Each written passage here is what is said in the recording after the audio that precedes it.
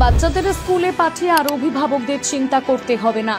পুলকারের জন্য এক নির্দেশ জারি করল মমতা সরকার। কি সেই নির্দেশ?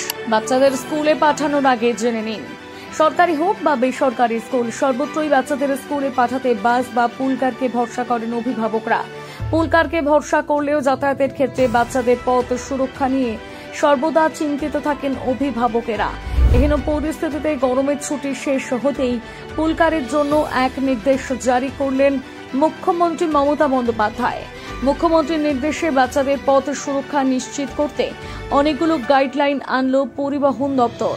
দপ্তর সূত্রে খবর, এই নয়া নির্দেশিকা অনুযায়ী পুলকারগুলিকে আলাদা করে হলুদ ও নীল রং দিয়ে চিহ্নিত করতে হবে। একই সঙ্গে বৈধ কাগজ রাখতে হবে গাড়িগুলোতে।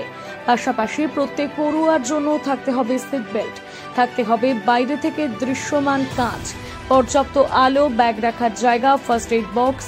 একই সঙ্গে প্রতি স্কুলে একজন করে ট্রান্সপোর্ট ম্যানেজার থাকার কথাও বলা হয়েছে, যিনি নিকটবর্তী পরিবহন অফিসের সঙ্গে যোগাযোগ রাখবেন।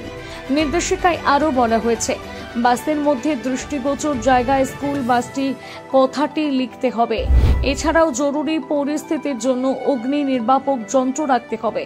বাসের ভেতরেও বাইরে লিখে রাখতে হবে আপৎকালীন নম্বর। এছাড়াও ভেহিকলস লোকেশন ট্র্যাকিং ডিভাইস রাখার নির্দেশ দেওয়া হয়েছে।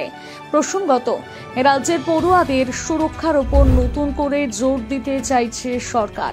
সেই কারণেই নির্দেশিকায় বাস মালিক চালকদের পাশাপাশি একগুচ্ছ পরামর্শ দেওয়া হয়েছে অভিভাবকদের।